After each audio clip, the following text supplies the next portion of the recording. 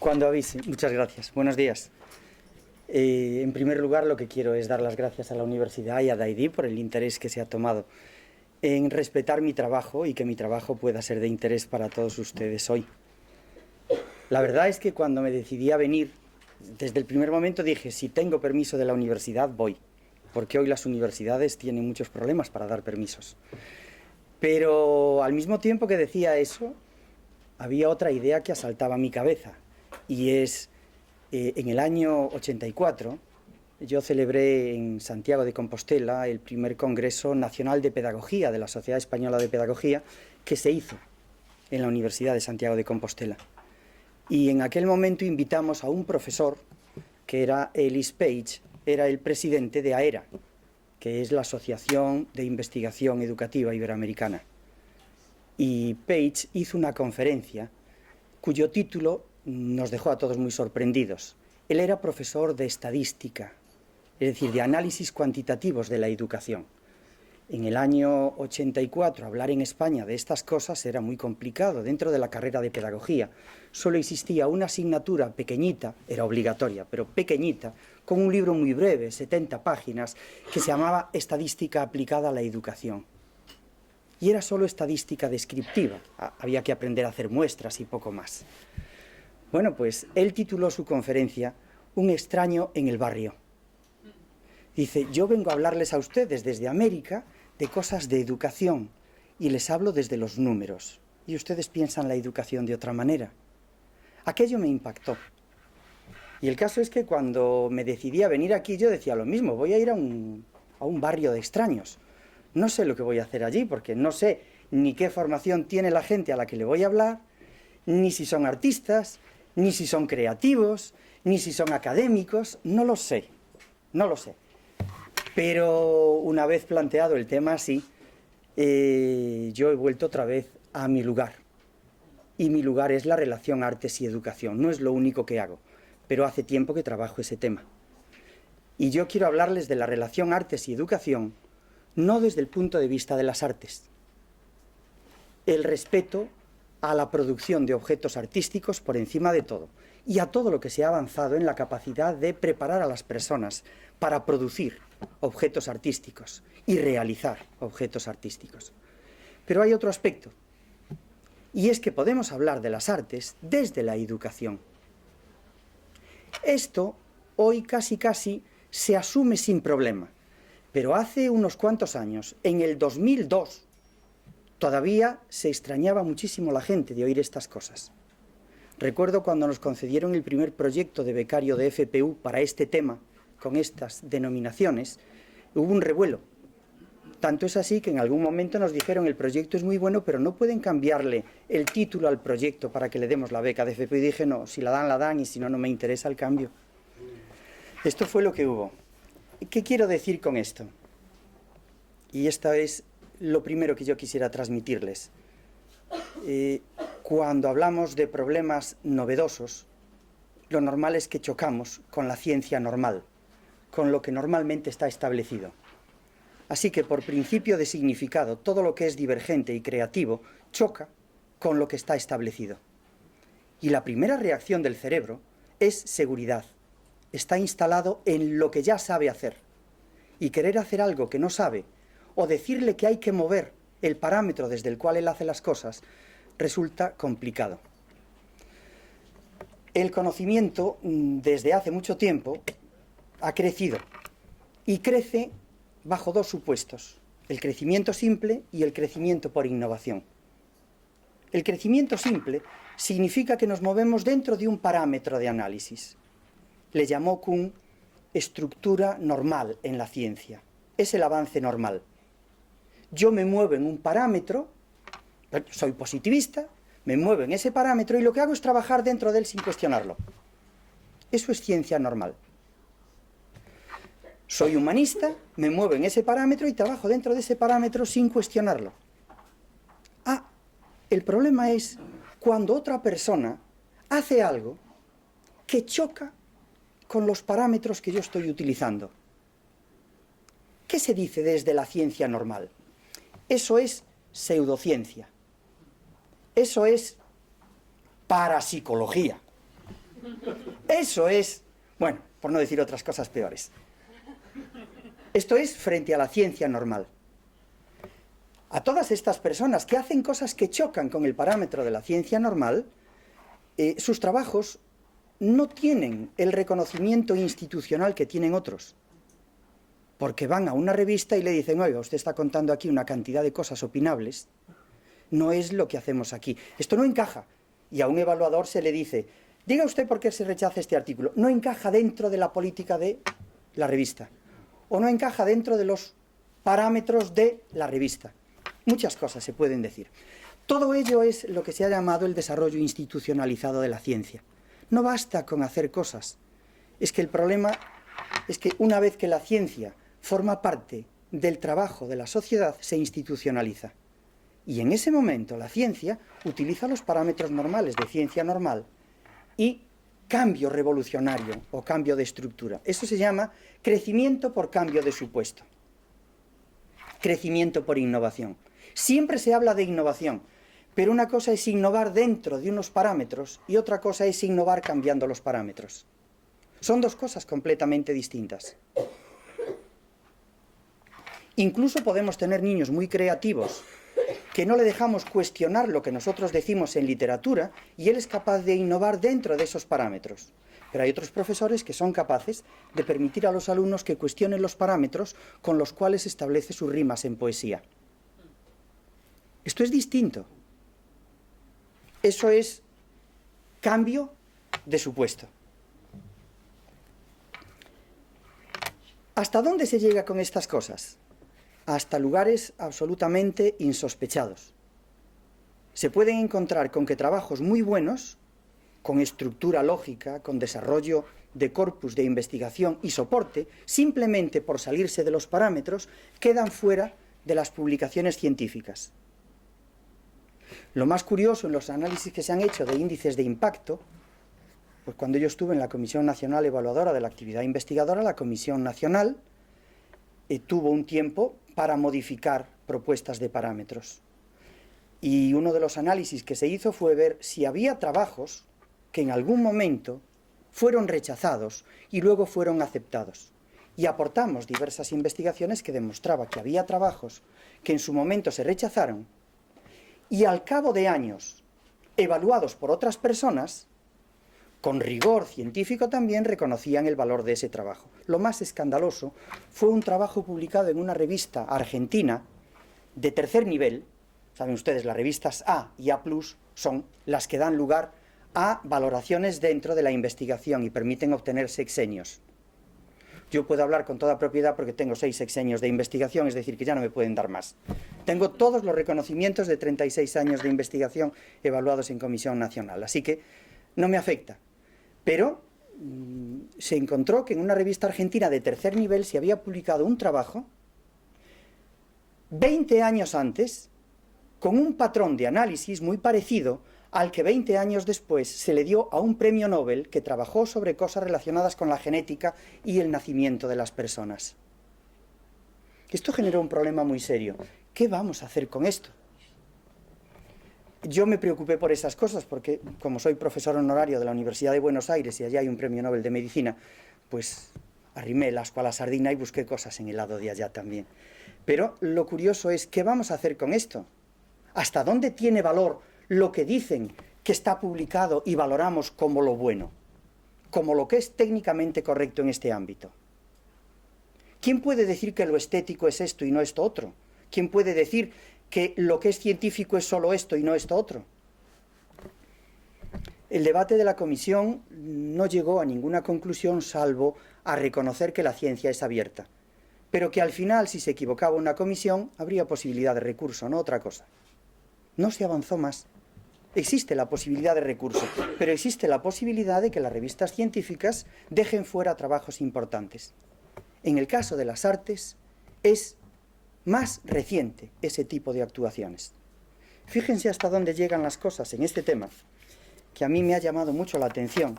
Por ejemplo, los físicos.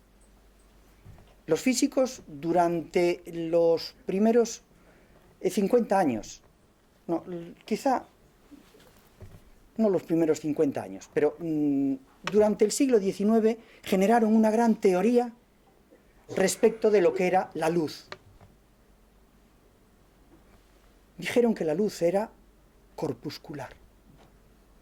Y todos los trabajos que se hicieron hablaba de corpúsculos. Esos corpúsculos son fotones, y eso hace que haya luz.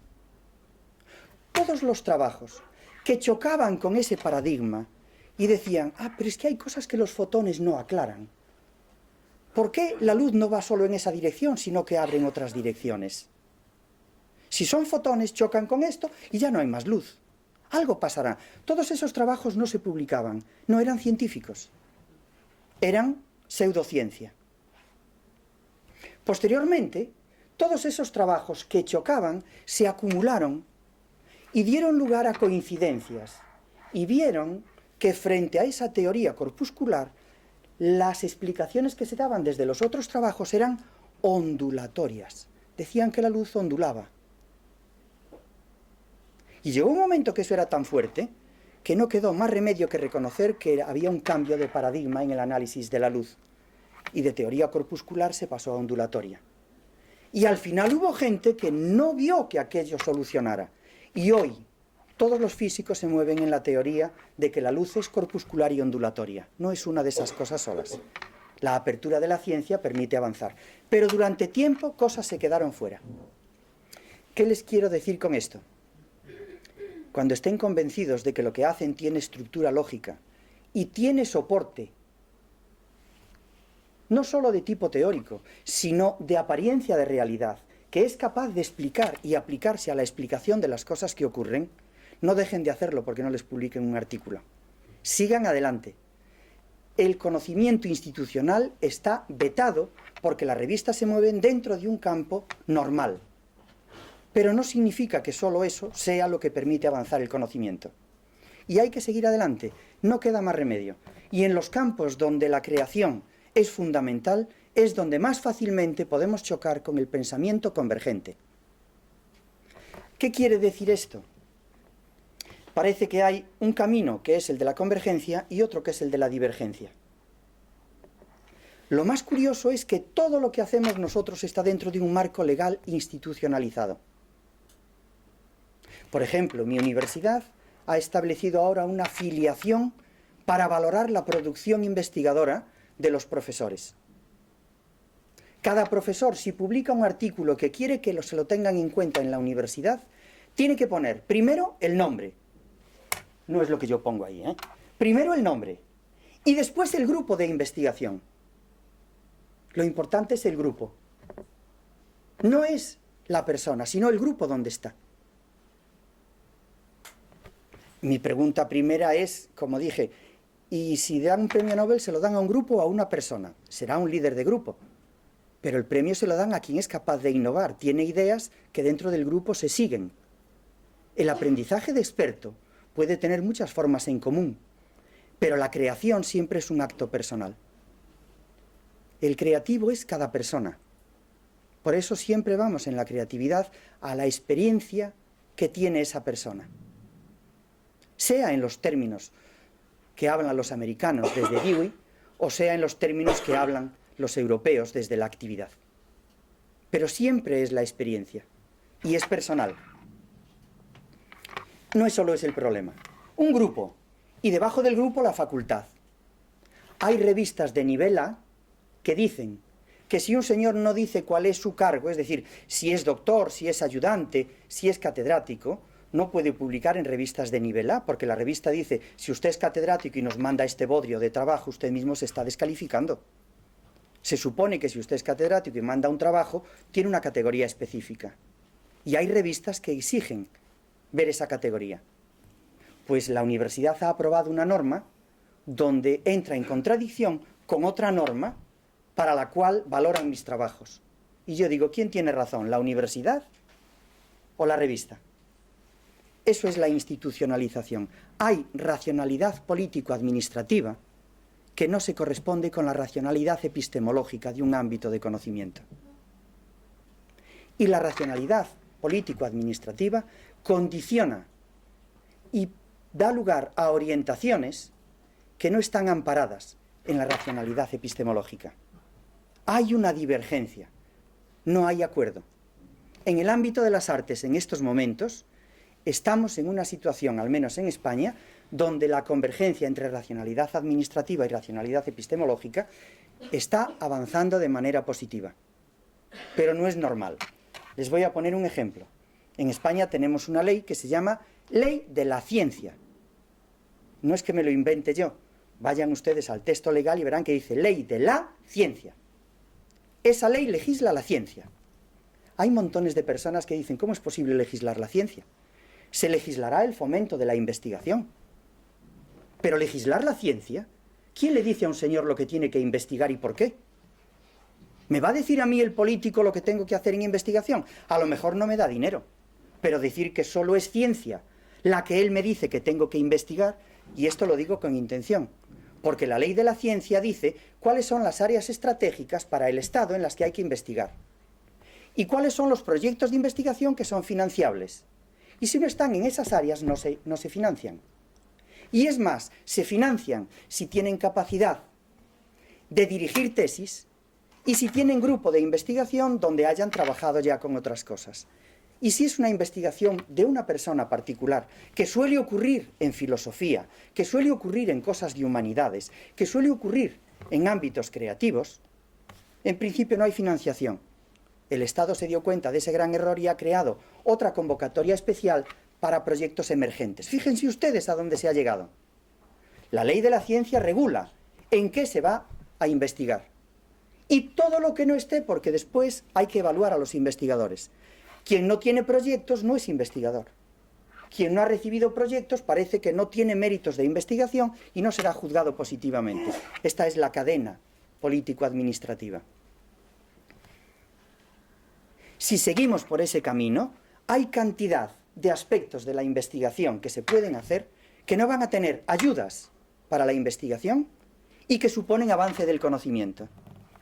Lo único que hemos conseguido es que el Ministerio ponga en marcha lo que se llama investigación emergente. ¿Y por qué es emergente? Porque parece que plantea un problema que aparentemente se sale de la ciencia, pero tiene visos de credibilidad y de hacer una cosa distinta a la que están haciendo, que puede ser científica. ¿Y si el que me juzga no tiene capacidad para ver dónde está la emergencia de ese problema? ¿Ven ustedes? Eso no garantiza realmente que el proyecto vaya adelante. ¿Por qué no me juzgan creativos en vez de académicos ese proyecto? Sin decir que los académicos no sean creativos y que los creativos no sean académicos. Pero, por entendernos, si vamos al aspecto formal, pues un académico puede, en un proyecto emergente, echar fuera en la comisión un proyecto que sea realmente creativo. Y si es de creativos, a lo mejor la ANEP, que es la agencia evaluadora, puede encargar a un señor y dice, no es viable. Y saben ustedes, en estos momentos en España, un proyecto que no tenga evaluación de 5 dentro de la ANEP no recibe financiación ni en la Comisión Nacional. Yo he defendido en la Comisión Nacional de Educación proyectos de música, de investigación, donde en algún caso se dijo es que no tiene un 5 en la ANEP. Y la parte de investigación de viabilidad por ley le corresponde decirlo a la ANEP. Yo digo, oiga, pero esto no puede ser así. Este proyecto es bueno. Este proyecto vale. No se puede echar abajo. Esto ocurre. También hay constancia de que a veces se rechazan proyectos porque dice, va a haber resultados negativos. Es que solo si construimos una casa es bueno el proyecto. Si demostramos que una casa no puede construirse de esa manera, ¿no es un buen proyecto también? Pues si un proyecto no ayuda a construir en un camino, parece que no es buen proyecto. Así que sepan ustedes que esto es lo que hay. Y digo que es importante para avanzar en el conocimiento la convergencia entre razones político-administrativas y razones epistemológicas. Y digo que en el ámbito de artes y educación estamos avanzando en esa línea. Fíjense ustedes, la LOCSE tenía un título magnífico. Saben ustedes que en las leyes todo tiene rango. Existe una ley, dentro de la ley hay títulos, dentro de los títulos hay secciones, dentro de las secciones hay artículos. Si ustedes quieren echar abajo un artículo que está dentro de un título determinado y ese título es orgánico, significa que no se podrá cambiar, salvo que en las Cortes en el Parlamento, haya una aprobación de mayoría absoluta porque tiene rango de decreto ley esa parte del título. Así que muchas cosas que todos vemos que hay que cambiar no se cambian porque la ley es inamovible. Conseguir la mayoría absoluta para un cambio de un articulado de la ley es imposible, prácticamente. Que yo sepa, en España el único que hizo algo de eso, y realmente tenemos un problema desastroso ahora, fue Rubalcaba, cuando fue ministro, que por decreto cambió una ley. El único que lo consiguió. Era muy hábil, pero lo hizo. Consiguió cambiar eso. Cambió diplomaturas, licenciaturas, que decía primer ciclo, segundo ciclo y tercer ciclo, con un decreto. Y en ese decreto se dice que hay un primer ciclo que se llama grado y otra cosa que se llama posgrado. Y el posgrado tiene 2 ciclos, segundo ciclo máster, tercer ciclo doctorado. Por decreto nos cambió una ley. Antes era diplomatura primer ciclo, licenciatura segundo ciclo, doctorado tercer ciclo. Y él hizo un cambio. Eso ha tenido sus repercusiones, pero a nosotros lo que nos afecta es que en principio teníamos una ley y esa ley dentro de un título hablaba de una cosa que se llaman enseñanzas de régimen especial.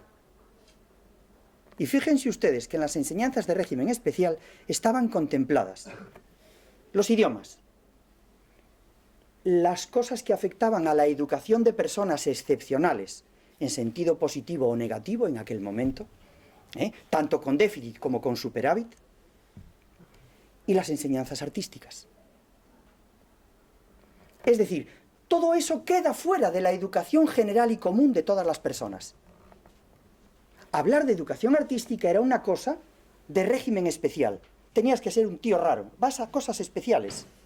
Esto no es lo normal, no es la educación de todos. Esto era la LOCSE. Estamos hablando del año 2000, ¿eh? No está tan lejos. En un momento determinado aparece otra ley que se llama la LOE, Ley de Ordenación Educativa, y ya estamos en el año 6000 con los debates. Y en el año 6000 tenemos una ley que dice, existe educación artística y existen enseñanzas profesionales.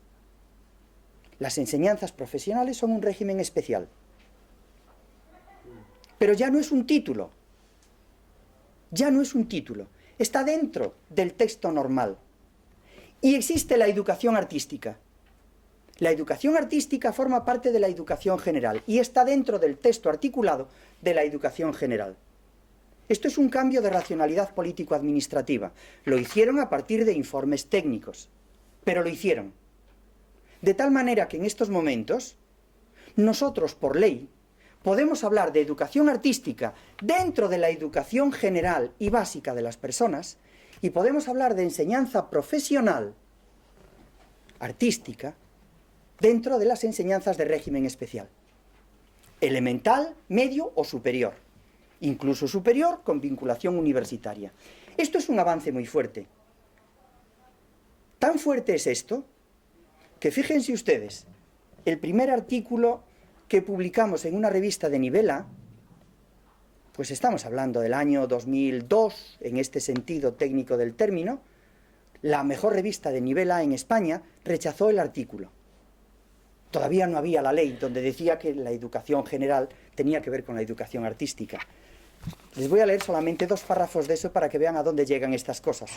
Obviamente ese artículo se publicó y en una revista de nivel A, pero una revista importante dice, este artículo, más que de educación estética, es de epistemología pedagógica. Fíjense qué facilidad para colocar con una palabra algo fuera del contexto ordinario. El título del artículo era Claves para aproximarse a la educación artística en el sistema educativo. Y el evaluador dice que no es un artículo de educación estética, es un artículo de epistemología pedagógica. Yo les aseguro que llevo muchos años trabajando epistemología y en el artículo no hay desarrollo teórico de epistemología. Lo que hay es crítica a la racionalidad administrativa y desarrollo técnico del concepto de educación aplicado a las artes. Es lo que hay en ese artículo. Pero él lo entiende como epistemología porque genera parcelas distintas dentro de la educación artística. Y dice, además, en el artículo se habla de que las artes y la educación artística es un ámbito de educación general. Esto no puede ser, porque la educación artística es un ámbito de educación especial, como otros ámbitos, como es la educación intelectual, la educación física, la educación moral. Fíjense ustedes, con dos argumentos, este señor deja fuera un trabajo. Primero, no es de estética, es de epistemología pedagógica. ¿Y qué si está bien hecho? ¿Qué pasa? ¿Que solo los artículos eran publicables si eran de estética? ¿Solo la educación artística, si era problema de estética, se publica? ¿Es que todo lo que se hace y se aprende en educación artística es la estética? Si aprendemos solo la estética, los creativos no van a ningún sitio, se quedan en intelectuales que contemplan el arte desde la posición de espectador crítico de la estética. Pero si quiere crear estéticamente, tiene que ir más allá de lo que es aprender estética. Hay muchas más cosas que aprender. Y segundo, es un ámbito de educación especial. Pero este señor desconoce la ley, porque en aquel momento, desde la Ley General de Educación, se habla de educación general básica. En el artículo se habla de educación artística como ámbito general de educación porque forma parte de la educación general. Tiene que formar parte. Pues este señor, muy catedrático de estética, desconocía que la educación general existía y el sentido de ámbito general se puede aplicar a la educación general. Todo lo que está en la educación general es porque es ámbito general. Si no, no es educación general. La educación general no especializa a la gente, no la hace especialista. Le da patrones comunes de educación. Es la educación común de las personas. ¿O es que cuando educamos en arte, cuando educamos en la educación básica, en matemáticas, cuando educamos en literatura, que lo correcto es decir, educamos con el arte, educamos con la literatura, educamos con la historia, cuando hacemos esto, estamos haciendo historiadores en pequeño, artistas en pequeño, literatos en pequeño, estamos haciendo mini artistas, estamos haciendo infraquímicos, estamos haciendo inframúsicos. ¿Pero a dónde vamos? Cuando hablamos de educación general, no estamos hablando de formación profesional. Tenemos la obligación de defender los valores propios de la educación dentro de la educación general. Si no fuera así, si mi padre no es artista, no me enseña nada, no me educa. Y el caso es que yo aprendí en mi casa, mi padre sabía hacer zuecos. ¿Saben lo que son los zuecos? No lo sé. Pero es un tipo específico de zapato. Yo he aprendido muchas cosas y a manejar las manos. Y la pasión por lo que es el bricolaje lo aprendí de mi padre. Y un primer sentido estético era de cómo es un zueco, que no puede ser de cualquier manera. Eso no tiene nada que ver con la ciencia de la estética. Mi padre ni siquiera había ido a la escuela prácticamente. Sabía leer y le leía a mi madre el periódico los domingos. Pero no había más. Así que no es así. Por tanto, quiero que tengan ustedes claro que en estos momentos estamos en un momento positivo. Es la convergencia entre racionalidad político-administrativa y racionalidad epistemológica. ¿Qué es lo que nos permite ver en estos momentos la racionalidad epistemológica, por decirlo así? ¿Qué hemos aprendido desde educación para el tema artes, en la relación artes-educación? Vuelvo a decir, no se trata de menospreciar para nada la creación de productos artísticos. De lo que se trata es de entender que en la relación artes-educación el conocimiento de la educación puede aportar cosas a artes. Y esto es en lo que hemos avanzado. Por ejemplo, un primer paso que choca cuando se hace investigación es que hay que distinguir muy bien, lo primero con los niños, porque es lo primero que vemos en educación, no vamos a los adultos, ahora sí, pero no, se va primero a los niños. Lo primero que hemos visto es que no es lo mismo arte infantil hecho por niños que arte de adultos hecho para los niños. Arte infantil hecho por adultos es otra cosa. Y educación artística de niños ni es arte infantil, ni es arte de adultos hecho para niños.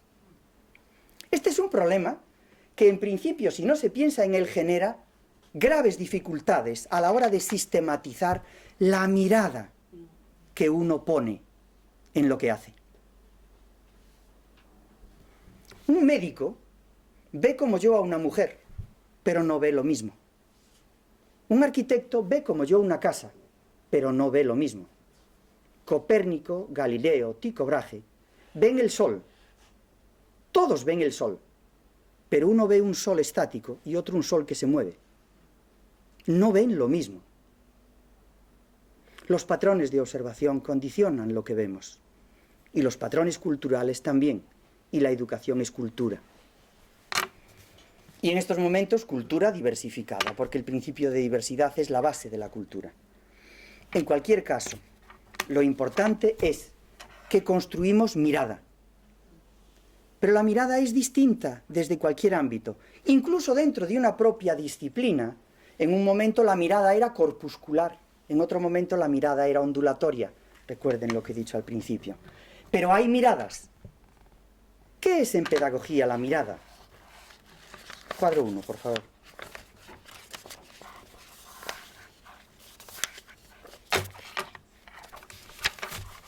Miren qué cosa más curiosa. En la cátedra de Königsberg estaba un hombre muy importante en su momento, se llamaba Kant. Nadie criticaba nada de lo que decía Kant en aquel momento. Y su clase era un aula más grande que esta y todo el mundo iba a su clase a escuchar lo que decía él sobre la razón pura, la razón práctica. Y decía de la educación que la educación transforma la animalidad en humanidad. Les aseguro que no decía mucho más, porque la educación era una cuestión de práctica. Y su tratado de educación, que es un librito de 60 páginas, pequeñito, traducido con letra grande, para que ocupe y entre dentro de lo que es un libro, dice que hay que atar a los niños pequeñitos, hay que darles de comer a su hora. Una gran experiencia. Una madre tiene más experiencia que él en eso. Pero Kant lo decía y servía. A su lado, en la clase de al lado, estaba otro señor, de gesto muy adusto, quizá amargado. Se llamaba Juan Federico Herbar. Es el padre de la ciencia pedagógica. Y Herbar decía, si no quieres ser como una lejana provincia conquistada por extranjero, tienes que aprender a cultivar tus propios conceptos. La base de toda ciencia es cultivar sus propios conceptos. Cuando un arquitecto ve una casa, ve lo que veo yo, pero ve otra cosa. Yo veo la casa y digo, ay, qué bien, María Teresa, mira qué bien, allí ponemos la cama, aquí hacemos el salón, y aquí para los niños, fíjate qué espacio para que jueguen. Viene el arquitecto y dice, vaya mierda de casa que os habéis comprado. ¿Por qué no me llamasteis antes? ¿Por qué no me llamasteis antes? Pero tú no ves aquel puente térmico. Mira, mira, mira. Allí aquello está mal. ¿Y no ves esta grieta aquí? Esta grieta. Esto es que tiene un problema de resistencia en este pilar. Y si tú me decías que te abriera aquí esto así para comunicar el salón con la habitación de los niños y los llevas y los traes, no puedo, porque esta es viga maestra. Él está hablando de otras cosas que yo digo, pero si yo me dijeron que era una casa buena, tiene un certificado. Un médico ve a una persona y ve como yo. Pues que es una mujer, que es un hombre, que es un niño. Pero ve muchas cosas más. Un médico de repente dice, estoy viendo un hígado enfermo. Jiménez Díaz, saben ustedes que es el que tiene la fama de ser el mejor ojo clínico. Su gran pasión era la medicina, y tiene un nombre de una clínica en Madrid muy grande, pero Jiménez Díaz fue uno de los grandes padres en la medicina española, y él tenía el ojo clínico. Él veía a la gente, y por los rasgos que identificaba en la persona con determinados síntomas, sacaba aquellos rasgos que caracterizan y determinan el concepto de salud o enfermedad en esa persona. Y decía, tienes mal, tienes ictericia, tienes un problema de hígado, tienes un problema de riñón. A veces tenía que ir a más datos complicados, pero tenía ojo clínico. Herbar fue el primero que dijo, en el ámbito de la educación, tenemos que construir nuestro círculo visual. El círculo visual es la visión crítica que nos hacemos de nuestro método y de nuestra forma de actuar. Esa es la mirada. Todos, en su ámbito, hacen mirada. La mirada es siempre disciplinar, siempre. Otra cosa es que la persona que mira sea capaz de sistematizar de manera razonada, con argumentación, por qué mira como mira. Esto es otra cosa. No confundamos. Todos sabemos cómo se hacen niños Unos mejor, otros peor, pero todos sabemos. Pero no todo el mundo sabe decir por qué los niños se hacen así. Ser capaz de explicar y sistematizar por qué se hacen las cosas y por qué tienen que ser así, no es lo mismo que saber hacer algo. Así que lo importante en cualquier especialista es que tiene mirada, es capaz de justificar lo que hace con visión crítica y por eso se aparta de unas cosas y va a otras. La mirada es siempre especializada, pero además especializada desde una disciplina. No hay artista que no busque en el conocimiento alguna disciplina que ampare lo que él hace, porque quiere razonar lo que hace. Otra cosa es que se rinda si no aparece. No debe hacerlo, porque la racionalidad administrativa a veces es mala. Pero es buena consejera la racionalidad epistemológica. A veces no se avanza tanto, pero se puede avanzar.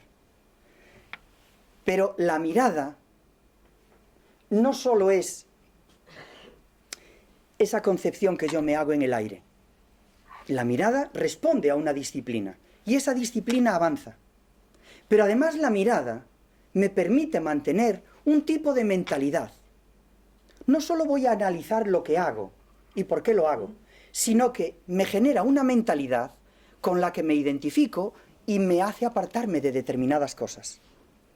En el ámbito de pedagogía, la mentalidad pedagógica es la representación mental que hace un pedagogo de la acción de educar desde la perspectiva de la relación teoría-práctica.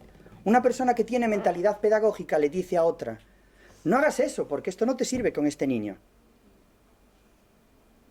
Si es que es inútil, estás fuera de lugar con esto. Otra cosa es que lo sepa explicar. Cuando hablamos de mentalidad, la mentalidad es representación mental y tiene unos componentes que son conocimiento, función pedagógica, profesión y relación. El médico tiene una mentalidad y establece una relación paciente-médico que es una relación curativa.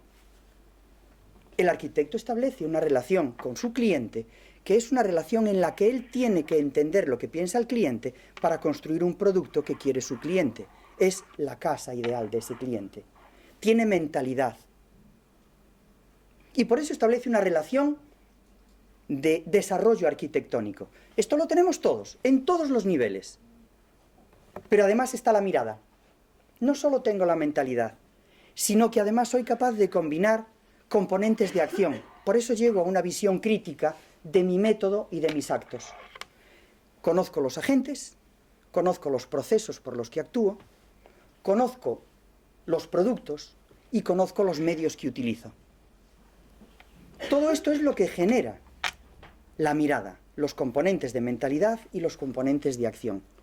Y una persona que tiene mirada en su ámbito, quiera o no, está siendo creativo. ¿Por qué? Les aseguro que he leído montones de cosas sobre la creatividad y hemos hecho trabajos importantes sobre el concepto de creatividad. E incluso reconozco que después de debates serios, de 4 o 5 reuniones entre 7 catedráticos, hemos llegado a ponernos de acuerdo para sacar un artículo sobre problemas de creatividad. Hoy por hoy, cuando hablamos de creatividad, la creatividad está claro que no es ni la genialidad. Por eso cuando vamos a una escuela profesional de música y el profesor de música de piano dice: tú no vales, no tienes oído absoluto. Oiga, pero ¿por qué este señor no puede ser profesional si no tiene oído absoluto? Es que no lo ves, así no se puede tocar. Pero dígame cómo hago para tocar mejor.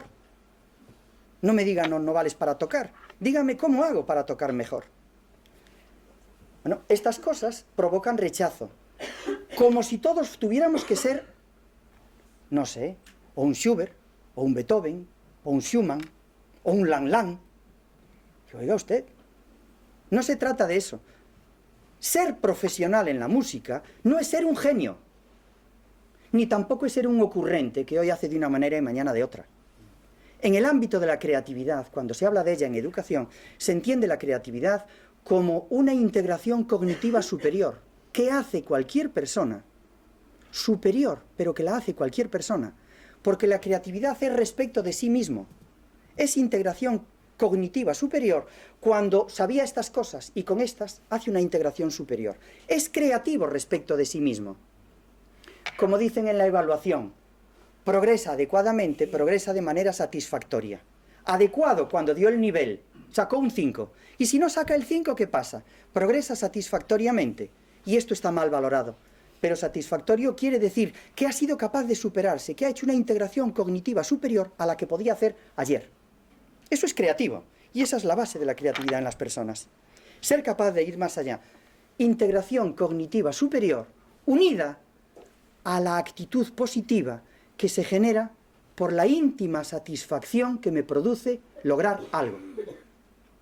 Lo he logrado. Y ahora fíjense ustedes lo que pasa cuando viene un profesor y dice, pero serás animal, pero qué burro eres. Que no sabes, que esto es así. Primero, no tengo integración cognitiva superior. Segundo, ni siquiera me puedo alegrar de lo que he hecho. Tercero, tengo que decir que hago lo que dice el profesor y ya veremos a ver lo que ocurre. Y después, ¿qué me van a decir en casa? Me dicen que ¿qué hago yo en el colegio que no lo aprovecho? Bien, esta es la situación con la que nos encontramos en el problema de hablar de educación artística. En el ámbito de la educación artística, las enseñanzas profesionales están por un lado, como la de ser químico, como la de ser abogado. El problema es, cuando nosotros enseñamos en la educación general, tenemos que repetir la química en pequeñito, en abstracto, condensada, para que la sepa un niño de primaria o de secundaria obligatoria. ¿O estamos reclamando que lo que importa es que entienda una factura de la luz, aunque sepa poco de la que la luz está compuesta por fotones y ondulación?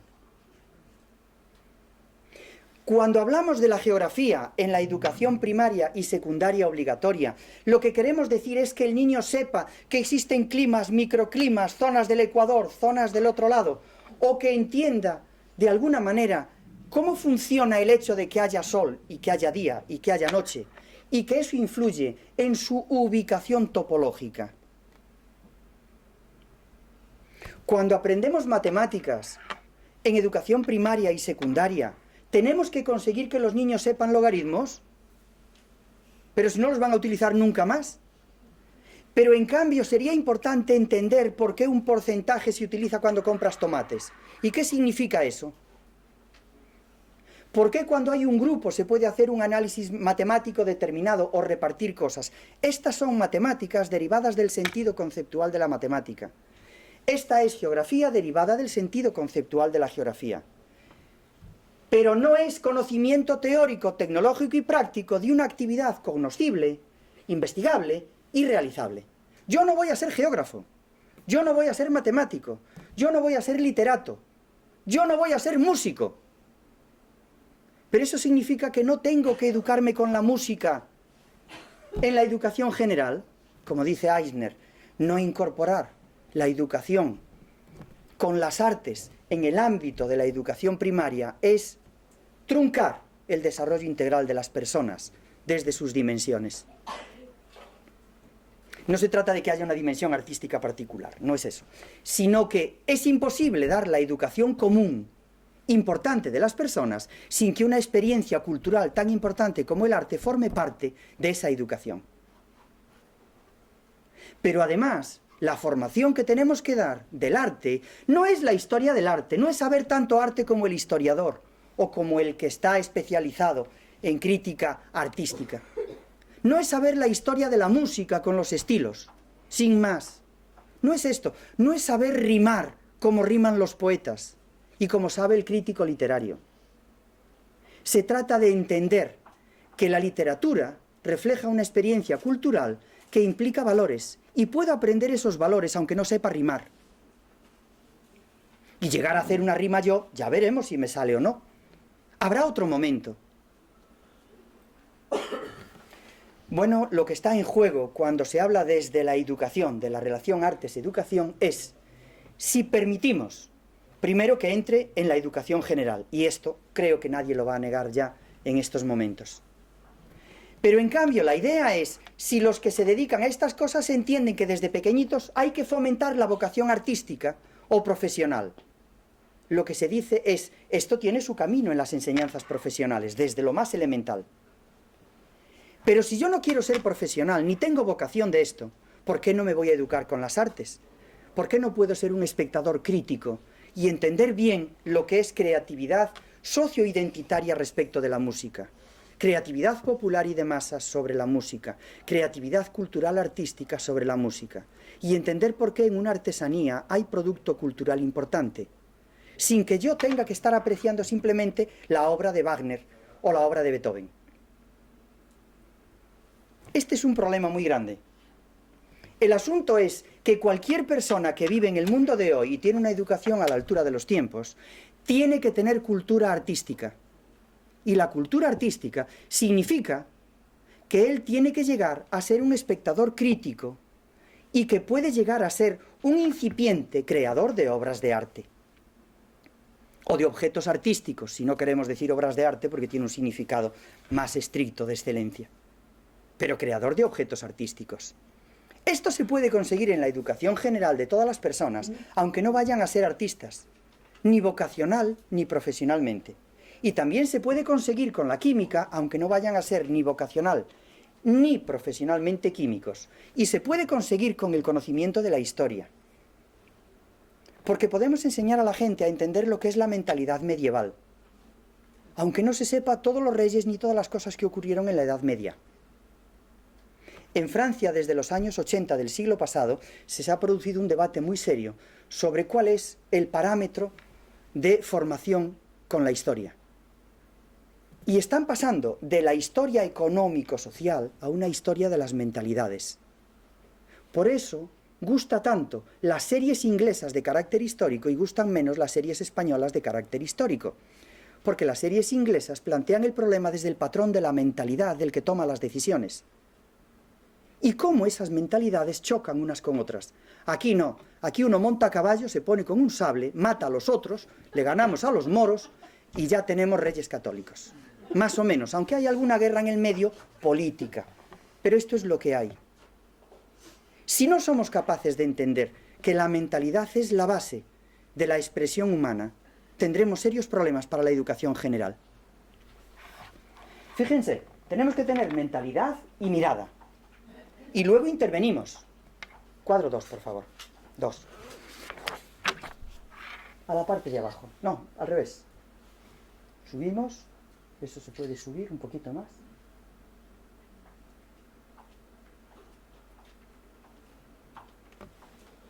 Más, un poquito más. Ahí. Cuando queremos educar, nosotros tenemos un primer paso que es muy fácil, que es hacer un diseño instructivo. Objetivos, contenidos, actividades, evaluación. ¿Pero para qué todo eso? ¿Por qué el tema de los Reyes Católicos? ¿Qué quiero que aprendan con los Reyes Católicos? ¿Que conquistaron Granada? ¿Que tenían más dinero que otros? O lo que quiero aprender es si es posible pensar en la idea de una unificación de un país, tener cómo históricamente llegar a comprender esa mentalidad significa algo. Cualquier niño de 10, 11, 12, 13 años entiende perfectamente lo que es la identidad social. Lo entiende porque ya tiene conciencia de su yo. No tiene problema. Otra cosa es que yo lo quiera convertir en marxista, en socialista, en liberal. Esto es otra cosa. Pero puede entender estas cosas. Para eso hay que ir más arriba. Y es decir, ¿cómo voy a valorar yo esos hechos históricos que voy a utilizar para conseguir objetivos educativos? ¿Qué quiero conseguir? ¿Que aprendan a través de esa lección de historia el sentido de responsabilidad que tiene el gobernante? ¿Cómo destruye las libertades de la gente que no eran de su idea? ¿Cuánto avanzaron para todos en ese camino? Eso supone entrar en lo que se llaman valores educativos. El diseño educativo significa que nosotros somos capaces de valorar una experiencia cultural como ámbito de educación. La utilizamos para construir educación y no solo para formar profesional de esa experiencia cultural.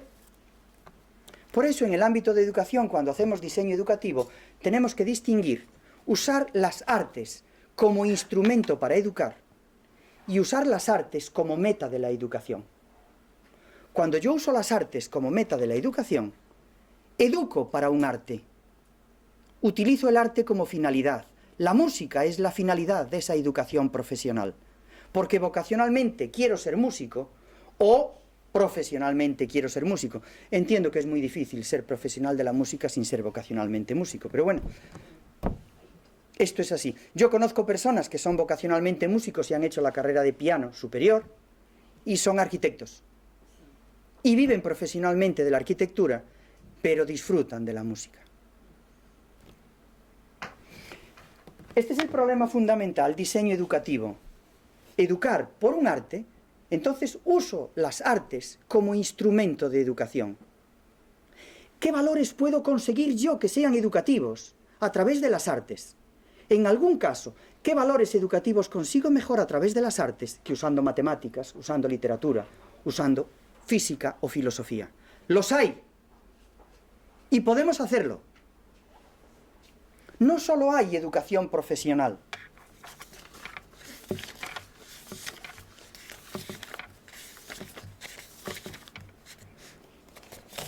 Vamos al cuadro 9. Ya voy a terminar. Cuadro 9. Existe la educación profesional, pero además existe toda la educación general previa que tenemos, que en nuestra cultura llega hasta los 18 años, hasta los 16 años, porque después tenemos secundaria posobligatoria, la EXPO, y después ya tenemos la universidad, que no son obligatorias, pero hasta los 16 es educación común. Podemos seguir con el patrón disciplinar de que desde el primer momento hacemos materias como si fueran las de la universidad y cogemos todas las disciplinas científicas y decimos matemáticas, historia, economía, administración, geografía, filosofía y las ponemos durante la etapa previa. ¿Por qué la educación común es preparar para ir a la universidad a todo el mundo? Esto es un gravísimo error que se ha cometido con la educación general. Y es debido a la primacía del profesionalismo en el siglo XX. El concepto de profesión se ha impuesto como un modo de superar dos niveles, el nivel político y el nivel moral. Dice, mira, no me digas nada, la moral es tuya, la política es para los políticos que mienten y engañan y todo eso. Pero yo soy un técnico profesional. Cuando yo digo algo y lo firmo, esto vale, porque yo me amparo en la verdad. Y la universidad, en su saber universal, ha venido a esto, a decir que no hay buena formación si no es una formación que sea universal, universitaria, en esto, en esto, en esto, en esto y en esto. ¿Y cómo? Porque no se discute eso. ¿Pero cómo? Con las mismas materias en pequeñito. Damos una química en pequeñito, una música en pequeñito, una historia en pequeñito, una geografía en pequeñito, aunque la vayamos ampliando en años. Consecuencia, un buen catedrático de instituto se le sube a las barbas a cualquier catedrático de universidad casi, porque puede saber tanto como él de la materia. Pero el problema es que su función no es esa. Si quiere ser catedrático de universidad, que vaya a la universidad. Pero su función en secundaria es educar, y educar al nivel correspondiente a secundaria. Y un profesor de primaria no tiene que saber toda la música que sabe un director de orquesta. Es que necesita poca música para poder desarrollar valores musicales. Algo tiene que saber de eso. Lo que no tiene sentido es que haya musicólogos que no entienden determinadas partituras de música. Esas que decimos, esto es negro sobre blanco todo. Que parece que hay tantas fusas, semifusas, que no las entiende nadie, salvo 3 o 4. Hay catedráticos de musicología que son incapaces de leer una partitura. Otra cosa es tocarla, pero leerla. Yo no lo entiendo dentro de lo que es formación propia de un musicólogo. Tiene que entenderla. Es su obligación porque es profesional de ese tema. No basta con escuchar la música o con ver la actuación. Si es un espectador crítico, él tiene que ir más allá, como profesional crítico. Por tanto, el problema fundamental es que nosotros nos vamos a encontrar en educación con que educamos con áreas de experiencias. Las áreas de experiencia son muy variadas. Todas son áreas de experiencia cultural. Una le llamamos antropológico-cultural, a otra le llamamos estética, a otra le llamamos físico-química, a otra le llamamos como queramos, biosanitaria. Todas esas áreas forman parte del currículum de la educación de personas que se forman en nuestro mundo. Es la orientación formativa temporal. No tendría sentido no aprender nada de la química en nuestro mundo. No tendría sentido no aprender nada de la informática en nuestro mundo, en la educación general. Pero ¿qué aprendemos como común y general en la formación con esas cosas? Tenemos que aprender aquello que desde nuestra materia nos permita desarrollar valores educativos y aquello que son valores que conseguimos mejor desde nuestra especialidad frente a otras especialidades.